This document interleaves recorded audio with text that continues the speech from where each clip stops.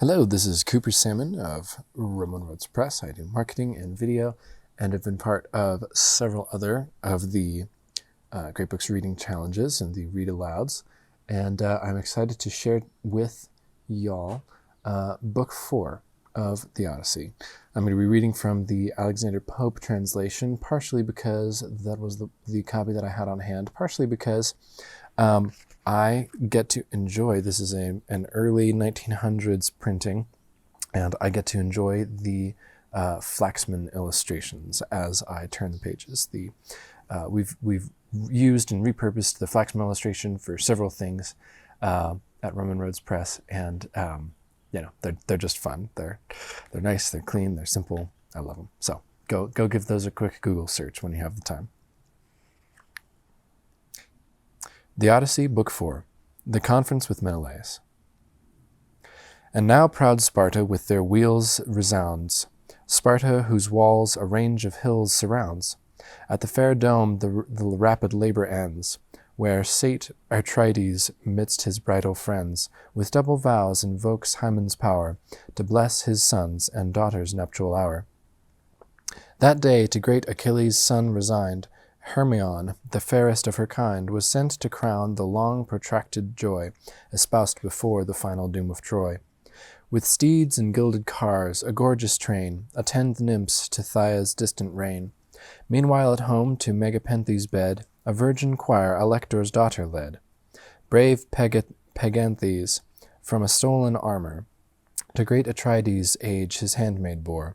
To Helen's bed the gods alone assign Hermione to extend the regal line, on whom a radiant pomp of graces wait, resembling Venus in attractive state.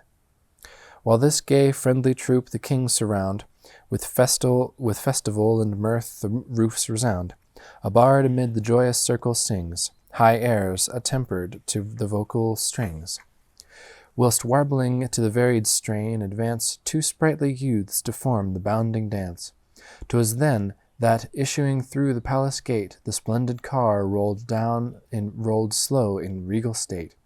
On the bright eminence young Nestor shone, and fast beside him great Ulysses' son. Grave Etonius saw the pomp appear, and speeding thus addressed the royal ear. Two youths approach, whose semblant features prove their blood devolved from the source of Jove. Is due reception dined, or must they bend their doubtful course to seek a distant friend? Insensate, with a sigh the king replies, Too long misjudging have I thought thee wise, but sure relentless folly steels thy breast. Obdurate to reject the stranger guest. To those dear hospitable rites a foe, which in my wanderings oft relieved my woe, fed by the bounty of another's board, till pitying Jove my native realm restored. Straight be the coursers from the car released, conduct the youths to great the genial feast. The seneschal, rebuked, in haste withdrew, with equal haste a menial train pursue. Part led the coursers from the car enlarged, each to a crib with choicest grain surcharged. Part in a portico profusely graced, with rich magnificence the chariot placed. Then to the dome the friendly pair invite, who eye the dazzling roofs with vast delight, resplendent as the blaze of summer noon, or the pale radiance of a midnight moon. From room to room their eager view they bend, thence to the bath, a beauteous pile, descend, where a bright damsel train attends the guest with liquid odors and embroidered vests. Refreshed, they wait them to the bower of state, where, circled with his peers, Atrides sate. Throned next the king, a fair attendant brings the purest produce of the crystal springs. High on a massy vase of silver mold, the burnished laver flames with solid gold. In solid gold the purple vintage flows, and on the board a second banquet rose. When thus the king with hospitable port, Accept this welcome to the Spartan court. The waste of nature let the feast repair, then your high lineage and your names declare. Say from what sceptred ancestry ye claim, recorded eminent in deathless fame. For vulgar parents cannot stamp their race with signatures of such majestic grace. Ceasing, benevolent, he straight assigns the royal portion to the choicest chines, to each accepting friend, With grateful haste they share the honors of the rich repast. Sufficed, soft whispering thus to Nestor's son, his head reclined, young Ithacus began. Viewest thou unmoved, O ever-honored most, these prodigies of art and wondrous cost? Above, beneath, around the palace shines the sunless treasure of exhausted minds. The spoils of elephants the roofs inlay, and studded amber darts a golden ray. Such, and not nobler in the realms above, my wonder dictates is the dome of Jove. The monarch took the word, and grave replied, Presumptuous are the vaunts, and vain the pride of man who dares in pomp with Jove contest, unchanged, immortal, and supremely blessed. With all my affluence, when my woes are weighed, envy will own the purchase dearly paid.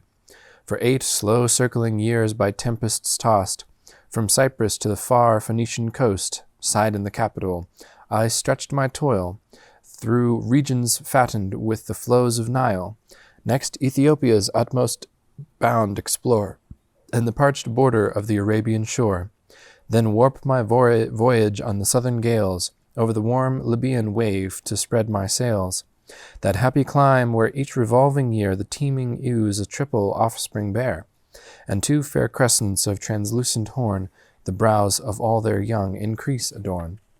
The shepherd swains with surest abundance blessed on the fat flock, and rural dainties feast, nor want of herbage makes the dairy fail, but every season fills the foaming pail.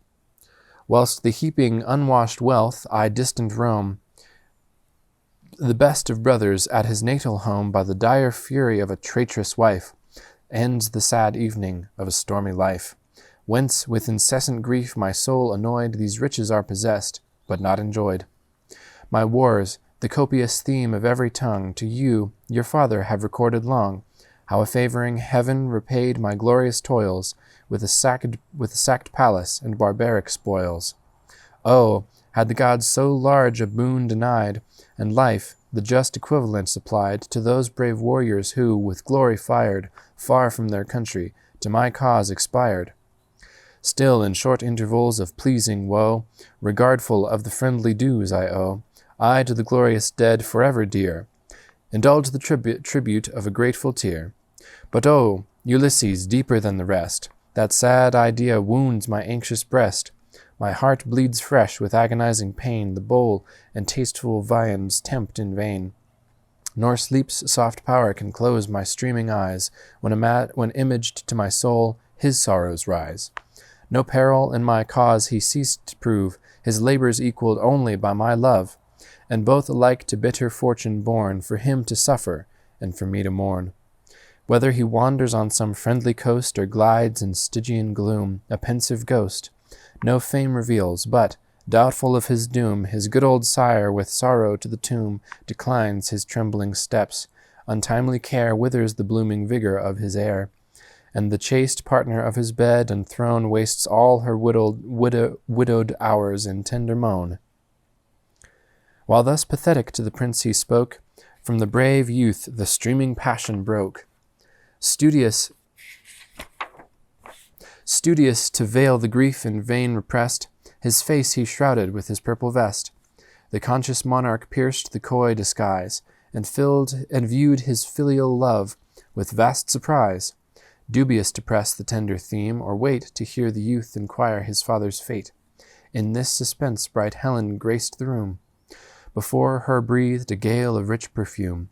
So moves, adorned with attractive grace, the silver-shafted goddess of the chase.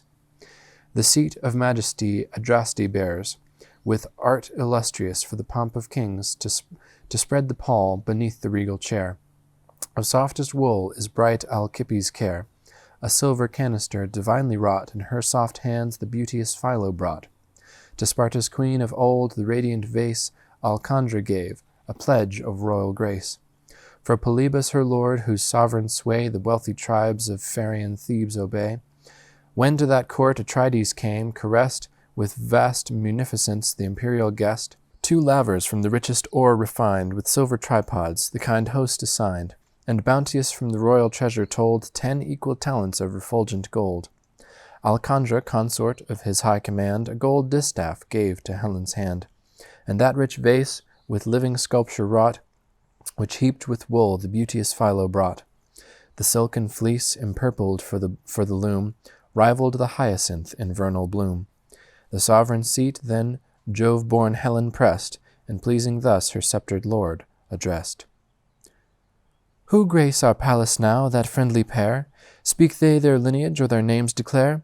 Uncertain of the truth, yet uncontrolled, hear me the bodings of my breast unfold. With wonder rapt, on yonder cheek I trace the feature of the Ulyssian race. Diffused o'er each resembling line appear, in just similitude, the grace and air of young Telemachus, the lovely boy, who blessed Ulysses with a father's joy. What time the Greeks combined their social arms to avenge the stain of my ill-fated charms. Just as thy thought, the king assenting cries, methinks Ulysses strikes my wondering eyes. Full shines the father in the filial frame, his port, his features, and his shape the same. Such quick regards his sparkling eyes bestow, such wavy ringlets over his shoulders flow. And when he heard the long disastrous store of cares, which in my cause Ulysses bore, dismayed, heart-wounded with paternal woes, above restraint the tide of sorrow rose. Cautious to let the gushing grief appear, his purple garment veiled the falling tear. See there confessed, Pisistratus replies, the genuine worth of Ithacus the wise. Of that heroic sire the youth is sprung, but modest awe hath chained his timorous tongue.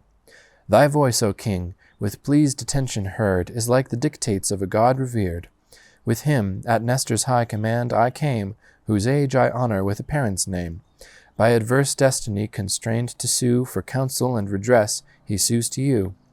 Whatever ill the friendless orphan bears, bereaved of parents in his infant years, still must the wronged Telemachus sustain, if, hopeful of your aid, he hopes in vain. Affianced in your friendly power alone, the youth would vindicate the vacant throne. Is Sparta blessed in these desiring eyes, views my friend's son? The king exulted cries. Son of my friend, with glorious toil approved, whose sword was sacred to the man he loved. Mirror of constant faith revered and mourned. When Troy was ruined, had the chief returned, no Greek an equal space had e'er possessed of dear affection in my grateful breast.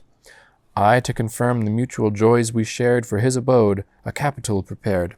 Argos, the seat of sovereign rule, I chose. Fair in the plan the future palace rose, where my Ulysses and his race might reign, and portion to his tribes the wide domain. To them my vassals had re-signed a soil, with teeming plenty to reward their toil. There with communal zeal we both had strove in acts of dear benevolence and love. Brothers in peace, not rivals in command, and death alone dissolved the friendly band. Some envious power the blissful scene destroys. Vanished are all the visionary joys. The soul of friendship to my hope is lost, fated to wander from his natal coast. He ceased. A gust of grief began to rise. Fast streams of a tide from beauteous Helen's eyes. Fast for the sire the filial sorrows flow. The weeping monarch swells the mighty woe. Thy cheeks, Pisistratus, their tears bedew, while pictured to thy mind appeared in view thy martial brother, on the Phrygian plain, extended pale, by swarthy Memnon slain. But silence soon the son of Nestor broke, and melting with fraternal pity, spoke. Frequent, O king, was Nestor wont to raise a charm attention for thy copious praise. To crowd thy various gifts, the sage assigned the glory of a firm, capacious mind. With that superior attribute control this unavailing impotence of soul. Let not your roof with echoing grief resound, for now the feast the friendly bowl is crowned. But when, from dewy shade emerging bright, Aurora streaks the sky with orient light, let each deplore his dead. The rites of woe are all, alas, the living can bestow. O'er the congenial dust enjoined to shear the graceful curl, and drop the tender tear. Then mingling in the mournful pomp with you, I'll pay my brother's ghost a warrior's due, and mourn the brave Antilochus, a name not unrecorded in the rolls of fame.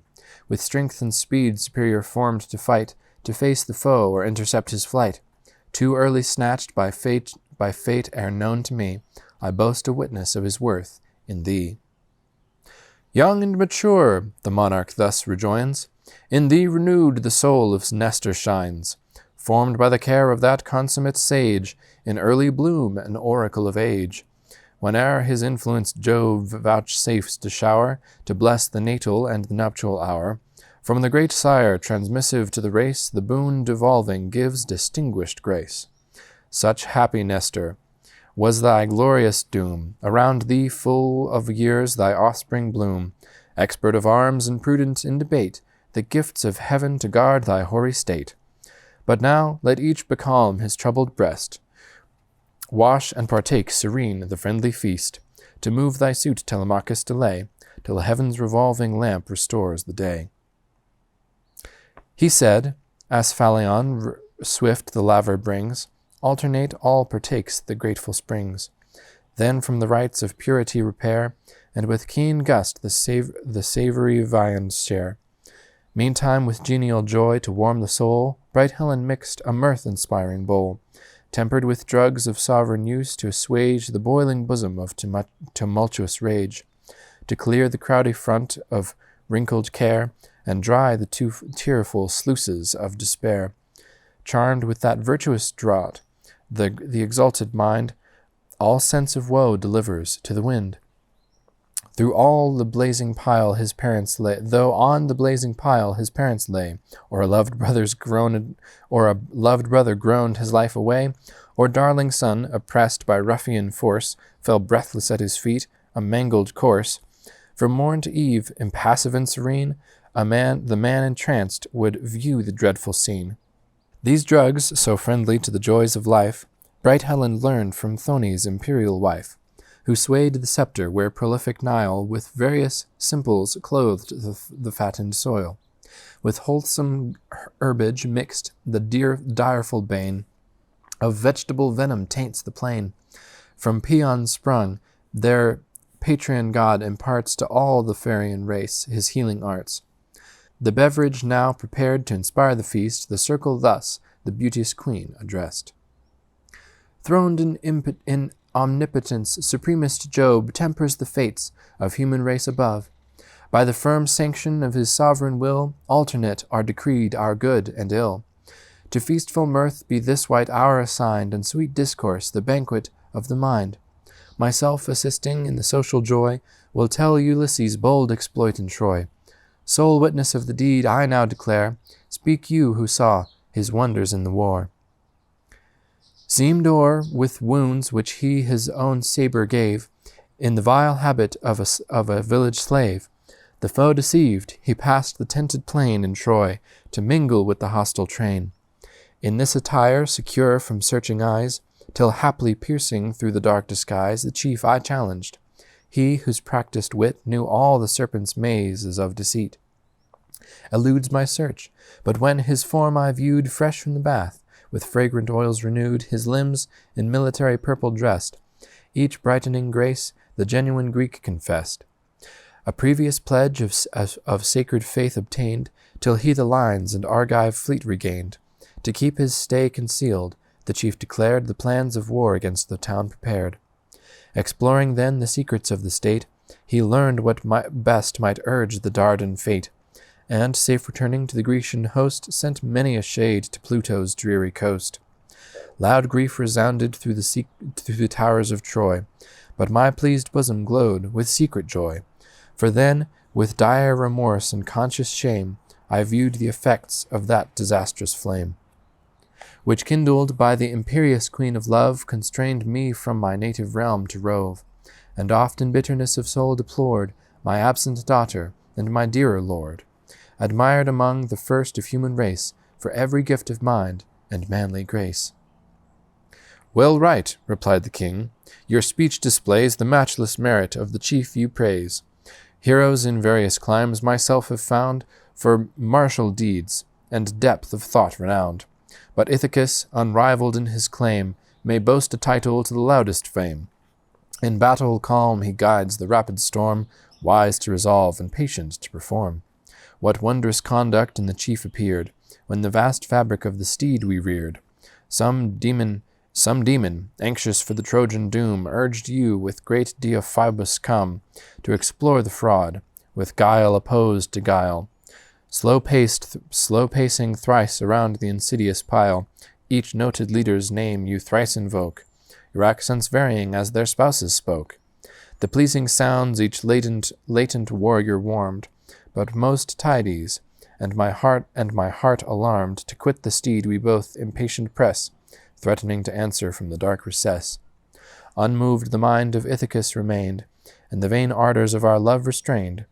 But Anticlus, unable to control, spoke loud the language of his yearning soul. Ulysses straight with indignation fired, for so the common care of Greece required, firm to his lips a forceful hand applied, till on his tongue the fluttering murmurs died. Meanwhile Minerva, from the fraudful horse, back to the court of Priam bent your course. Inclement fate, Telemachus replies, frail is the boasted attribute of wise. The leader mingled with the vulgar host is in the common mass of matter lost. But now let sleep the painful waste repair of sad reflection and corroding care. He ceased. The menial fare that round her wait at Helen's beck prepare the room of state. Beneath an ample portico they spread the downy fleece to form the slumberous bed, and o'er soft palls of purple grain unfold rich tapestry stiff with interwoven gold.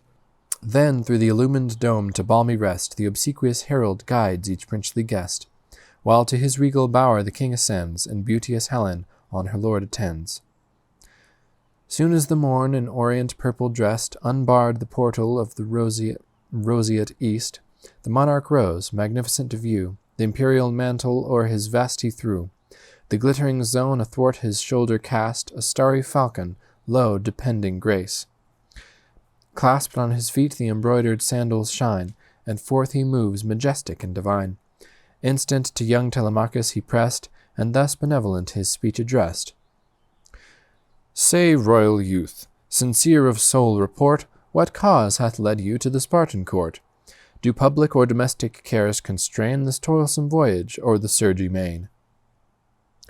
O highly favoured delicate of Jove, replies the prince, inflamed with filial love and anxious hope to hear my parents' doom, a suppliant to your royal court I come. Our sovereign seat elude usurping race, a lawless riot and misrule disgrace, to pampered insolence devoted fall, prime of the flock and choicest of the stall. For wild ambition wings their bold desire, and all to mount the imperial bed aspire. But prostrate I implore, O king, relate the mournful series of my father's fate, each known disaster of the man disclose, born by his mother to a world of woes. Recite them, nor in erring pity fear to wound with storied grief the filial ear. If e'er Ulysses to reclaim your right avowed his zeal in council or in fight, if Phrygian camps the friendly toils attest to the sire's merit, give the son's request. Deep from his inmost soul Atrides sighed, and thus, indignant, to the prince replied, Heavens! What a soft and glorious dastard train, an absent hero's nuptial joys profane! So with her young, amid the woodland shades, a timorous hind the lion's court invades, leaves in the fatal lair the tender fawns, climb the green cliff, or feed the flowery lawns. Meantime returned with dire remorseless sway, the monarch savage rends the trembling prey. With equal fury, and with equal fame, Ulysses soon shall reassert his claim. O Jove supreme, whom gods and men revere, and thou, to whom 'tis given to gild the sphere, with power congenial joined, propitious aid the chief adopted by the martial maid. Such to our wish the warrior soon restore, as when contending on the Lesbian shore his prowess Philomelides confessed, and loud acclaiming Greeks the victor blessed. And soon the invaders of his bed enthroned, their love presumptuous shall with life atone. With patient ear, O royal youth, attend the storied labours of thy father's friend. Fruitful of deeds, the copious tale is long, but truth severe shall dictate to my tongue. learn what I heard the sea-born seer relate, whose eye can pierce the dark recess of fate. Long on the Egyptian coast by calms confined, heaven to my fleet refused a prosperous wind. No vows had we preferred, nor victims slain. For this the gods each favouring gale restrain, jealous to see their high behests obeyed, severe, if men the eternal rights evade. High o'er a gulfy sea the Pharian isle fronts the deep roar of the disemboweing Nile. Her distance from the shore, the course begun at dawn and ending with the setting sun, a galley measures, when the stiffer gales rise on the poop and fully stretch the sails. There anchored vessels safe in harbour lie, whilst limpid springs the failing cask supply. And now the 20th sun, descending, laves his glowing axle on the western waves. Still with expanded sails we court in vain propitious winds to waft us o'er the main. And the pale mariner at once deplores his drooping vigour and exhausted stores, when lo, a bright cerulean form appears, the fair Eudothia to dispel my fears, Proteus her sire divine. With pity pressed, me soul the daughter of the deep addressed. What time with hunger pined, my absent mates roam the wide isle in search of rural cates, bait the barbed steel, and from the fishy flood appease the afflictive, fierce desire of food. Whither thou art, the azure goddess cries, thy conduct ill deserves the praise of wise. Is death thy choice, or misery thy boast, that here inglorious on a barren coast, thy brave associates droop a meagre train, with famine pale, and ask thy care in vain? Struck with the kind reproach, I straight reply, whate'er thy title in thy native sky, a goddess sure, for more than mortal grace, speaks thee descendant of ethereal race. Deem not that here of choice my fleet remains, some heavenly power averse to my stay constrains. O piteous of my fate, vouchsafe to show for what, sequestered from celestial view, what power becalms this innavigable seas? What guilt provokes him, and what vows appease? I ceased when the affable goddess cried, Observe, and in the truths I speak confide. The oracular seer frequents the Pharian coast, from whose high bed my birth divine I boast. Proteus, a name tremendous o'er the main, the delegate of Neptune's watery reign, watch with insidious care his known abode. There fast in chains constrain the various god, who bound, obedient to superior force, unerring will prescribe your destined course. If, studious of your realms, you then demand their state, since last you left your natal land, instant the god obsequious will disclose bright tracts of glory or a cloud of woes.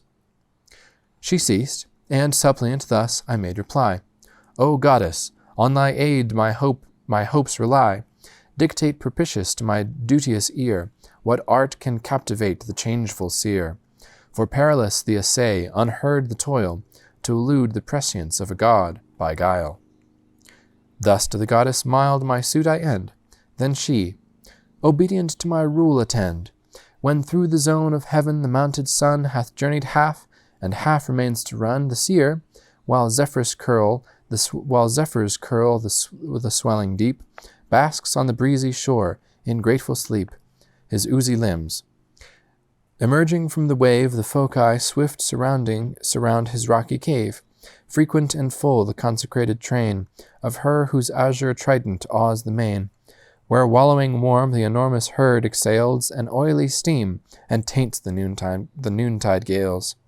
To that recess, commodious for surprise, when purple light shall next suffuse the skies, with me repair, and from thy warrior band 3 chosen chiefs of dauntless soul command. Let their auxiliar force befriend the toil, for strong the god and perfected in guile. Stretched on the shelly shore, he first surveys the flouncing herd ascending from the seas. Their number summed, reposed in sleep profound, the scaly charge their guardian god surround. So with his battening flocks the careful swain abides, pavilioned on the grassy plain. With powers united, obstinately bold, invade him, couched amid the scaly fold.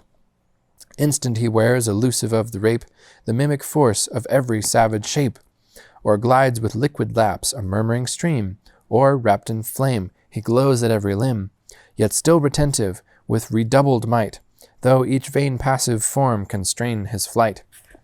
But when his native shape resumed, he stands, patient of conquest, and your cause demands, the cause that urged the bold attempt declare, and soothe the vanquished with a victor's prayer. The bands relaxed, implore the seer to say what Godhead interdicts the watery way, who, straight propitious in prophetic strain, will teach you to repass the unmeasured main. She ceased, and bounding from the shelfy shore, round the descending nymph the waves' resounding roar.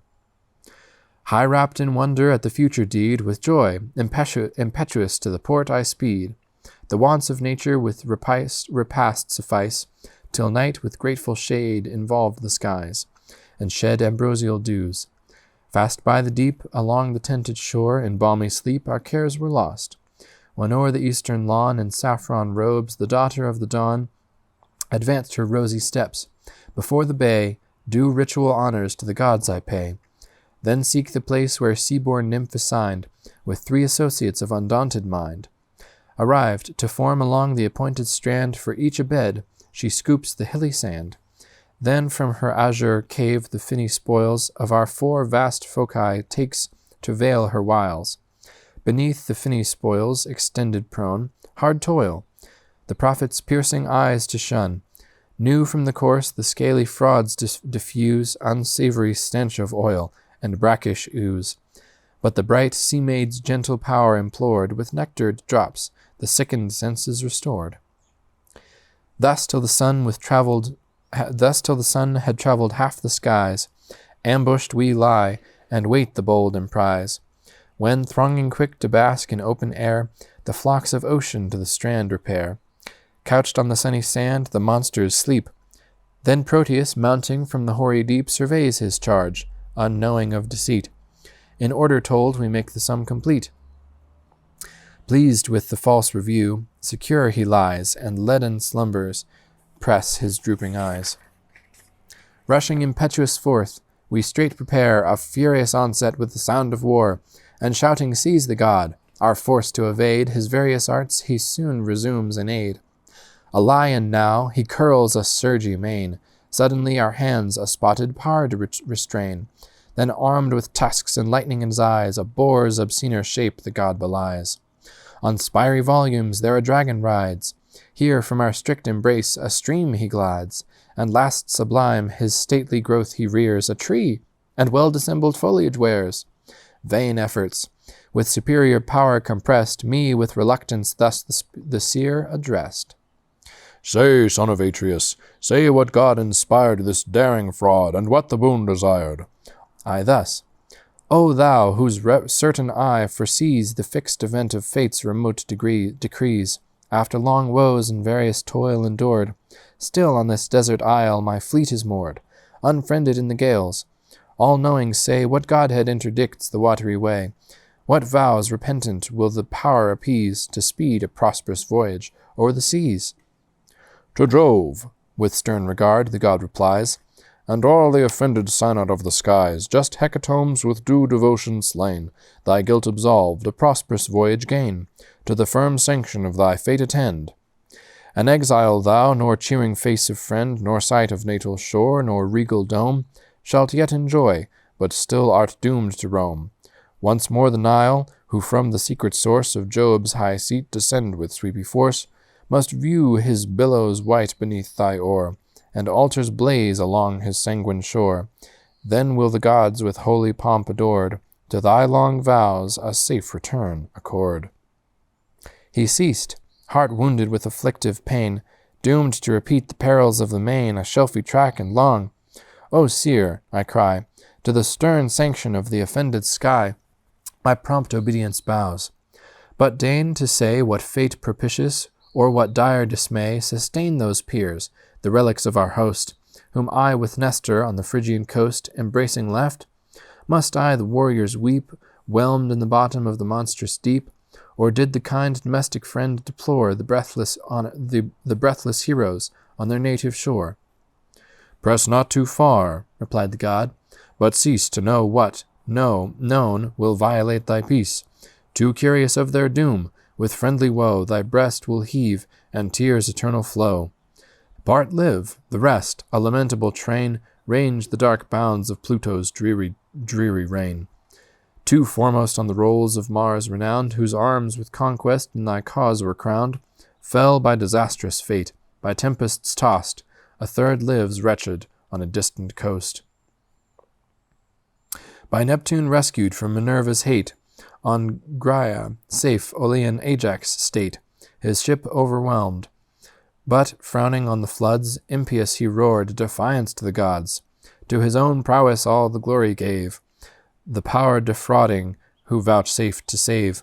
This heard the raging ruler of the main, his spear indignant for such high disdain, he launched, dividing with his forky mace the aerial summit from the marble base.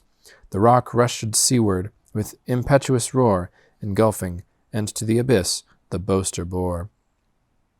By Juno's guardian aid, the watery vast, secure of storms, your royal brother passed, till, coasting nigh the cape where Melie shrouds her spiry cliffs amid surrounding clouds, a whirling gust tumultuous from the shore, across the deep his laboring vessel bore.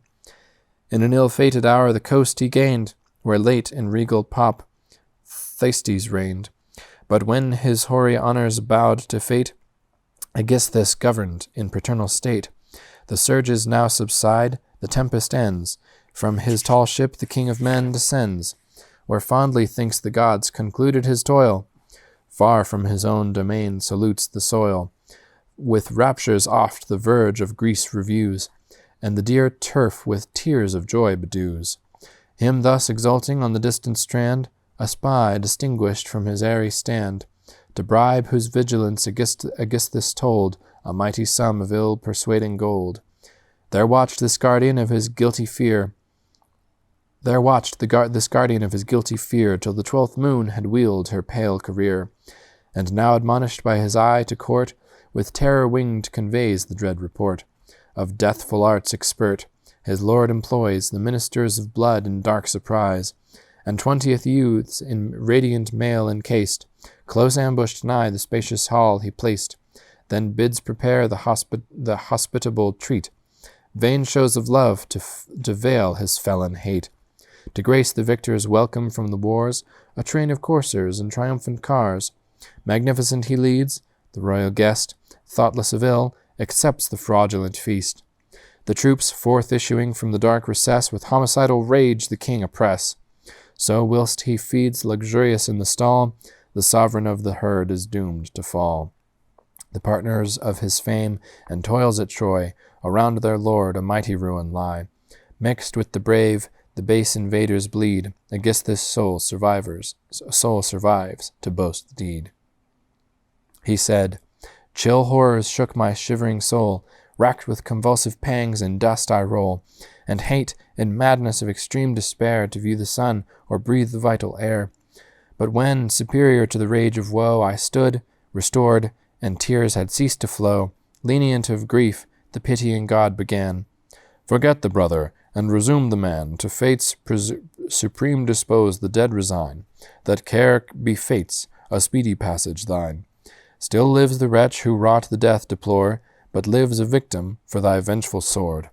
Unless the filial rage Orestes glow, and swift prevent the meditated blow, you timely will return a welcome guest, with him to share the sad funeral feast. He said, new thoughts my beating heart employ, my gloomy soul receives a gleam of joy. Fair hope revives, and eager I addressed the prescient Godhead to reveal the rest. The doom decreed of those disastrous two I've heard with pain, but oh, the tale pursue.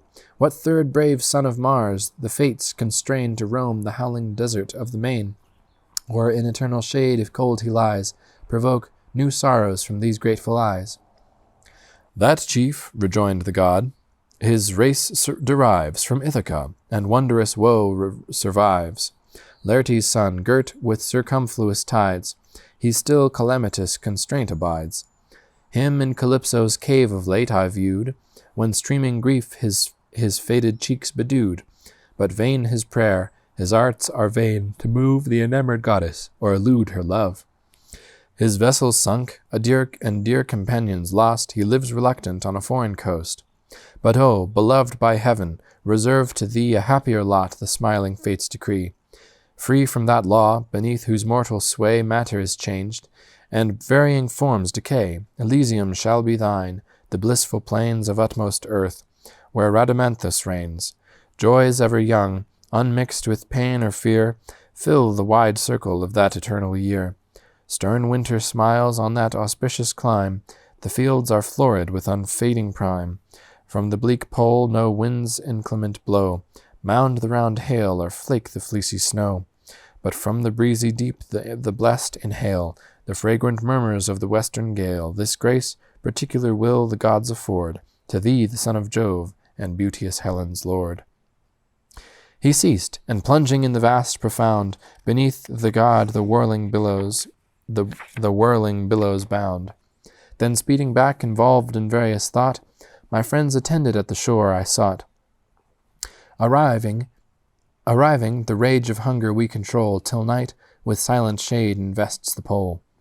Then lose the cares of life in pleasing rest. As soon as the morn reveals the roseate east, with sails we meet the masts, our anchors weigh, unmoor the fleet and rush into the sea. Ranging on the banks beneath our equal oars, white curl the waves, and the vexed ocean roars.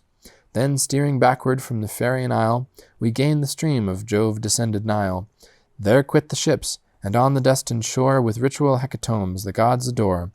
Their wrath atoned, to Agamemnon's name a cenotaph I raise of deathless fame.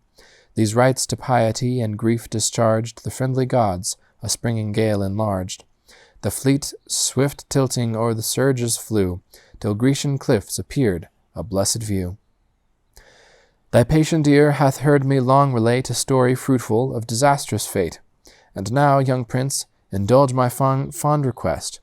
Be Sparta honored with his royal guest, till, from his eastern goal, the joyous sun, his 12th diurnal race begins to run. Meanwhile my train the friendly gifts prepare, 3 sprightly coursers and a polished car. With these a goblet of capacious mold, figured with art to dignify the gods, formed for libation to the gods, shall prove a pledge and monument of sacred love. My quick return, young Ithacus rejoined, damps the warm wishes of my raptured mind. Did not my fate my needful haste constrain, charmed by your speech so graceful and humane, lost in delight the circling year would roll, while deep attention fixed my listening soul. But now to pile permit my destined way, my loved associates chide my long delay. In dear remembrance of your royal grace, I take the present of the promised vase. The coursers for the champagne sports retain, that gift our barren rocks will render vain. Horrid with cliffs our meagre land allows, thin herbage for the mountain goat to browse. But neither mead nor plain supplies to feed the sprightly courser or indulge his speed. The sea-surrounded realms the gods assign, small tracts of fertile lawn, the least to mine. His hand the king with tender passion pressed, and, smiling thus, the royal youth addressed. O early worth, a soul so wise and young, proclaims you from the sage Ulysses sprung. Selected from my stores of matchless price, an urn shall recompass your prudent choice. Not mean the massy mold of silver graced by Vulcan's art, the verge with gold encased. A pledge the sceptred power of Sidon grave, when to his realm I ploughed the orient wave. Thus they alternate, while with artful care the menial train the regal feast prepare. The firstlings of the flock are doomed to die, rich fragrant wines the cheering bowl supply. A female band the gift of Ceres bring, and the gilt roofs with genial triumph ring. Meanwhile, in Ithaca, the suitor powers in active games divide their jovial hours. In areas varied with mosaic art, some whirl the disc, and some the javelin dart. Aside, sequestered from the vast resort, Antinous sate, spectator of the sport, with great Eurymachus of worth confessed, and high descent superior to the rest, and whom young Neomene lowly thus addressed. My ship equipped within the neighbouring port, the prince deporting for the Pylian court, requested for his speed, But courteous say, when steers he home, or why this long delay?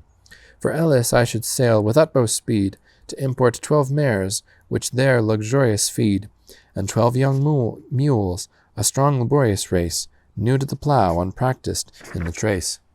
Unknowing of the course to pile designed, a sudden horror seized in either mind.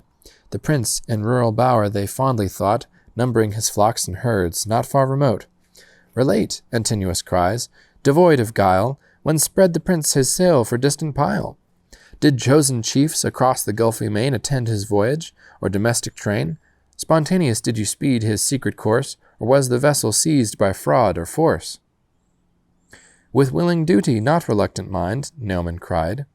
The vessel was resigned. Who in the balance, with the great affairs of courts, presumed to weigh their private cares? With him the peerage next in power to you, and mentor, captain of the lordly crew, or some celestial in his reverend form, safe from the secret rock and adverse storm, pilots the course. For when the glimmering ray of yesterdawn disclosed the tender day, Mentor himself I saw, and much admired. Then ceased the youth, and from the court retired.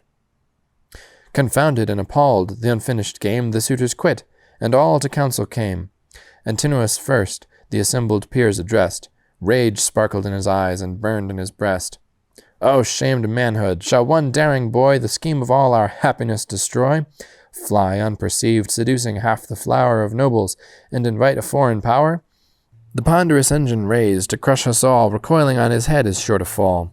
Instant prepare me, on the neighboring strand, with 20 chosen mates, a vessel manned, for ambushed close beneath the Samian shore, his ship returning shall my spies explore. He soon his rashness shall with life atone, seek for his father's fate, but find his own. With vast applause the sentence all approve, then rise into the feastful hall remove. Swift to the queen the herald Medon ran, who heard the consult of the dire divan. Before her dome the royal matron stands, and thus the message of his haste demands.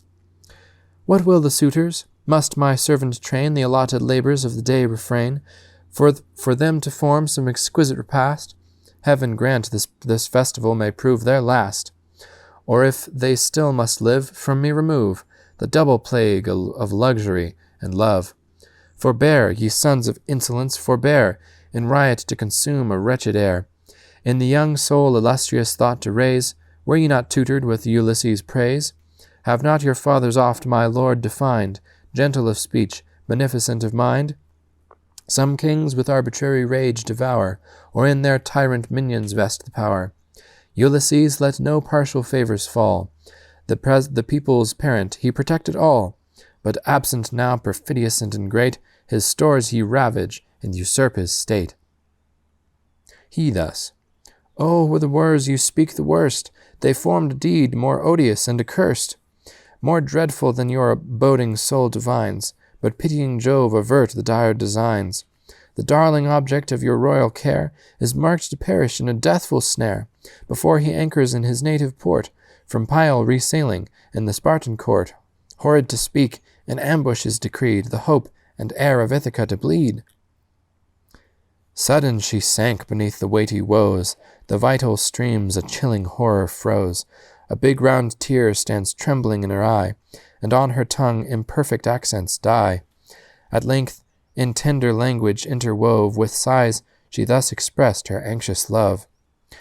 Why rashly would my son his fate explore, ride the wild waves and quit the safer shore? Did he, with all the greatly wretched, crave a blank oblivion and untimely grave? 'Tis not, replied the sage, to Medon given to know if some inhabitant of heaven in his young breast the daring thought inspired, or if, alone with filial duty fired, the winds and waves he tempts in early bloom, studious to learn his absent father's doom. The sage retired, unable to control the mighty griefs that swell her laboring soul. Rolling convulsive on the floor is seen the piteous object of a prostrate queen. Words to her dumb compliant a pause supplies, and breath to waste in unavailing cries. Around their sovereigns wept the menial fair, to whom she thus addressed her deep despair. Behold, a wretch whom all the gods consign to woe! Did ever sorrows equal mine? Long to my joys my dearest lord is lost, his country's buckler, and the Grecian boast. Now from my fond embrace by tempests borne, our other column of the state is born. Nor take a kind adieu, nor sought consent, unkind confederates in his dire intent. Ill suits it with your shows of duteous zeal, from me the purposed voyage to conceal. Though at the solemn midnight hour he rose, why did you fear to trouble my repose? He either had obeyed my fond desire, or seen his mother pierced with grief expire. Bid Dolius quick attend the faithful slave, whom to my nuptial train Icarius gave, to tend the fruit groves. With incessant speed he shall this violence of death decreed to good Laertes tell. Experienced age may timely intercept the ruffian rage, convene the tribes, the murderous plot reveal, and to their power to save his race appeal. Then Euryclea thus: My dearest dread, to the sword I bow this hoary head, or if a dungeon be the pain decreased, I own me conscious of this unpleasing deed.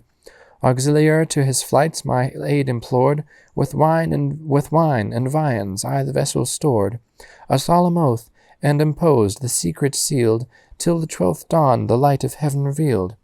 Dreading the effects of a fond mother's fear, he dared not violate your royal ear, but bathe, and in imperial robes arrayed, pay due devotions to the martial maid, and rest affianced in her guardian aid.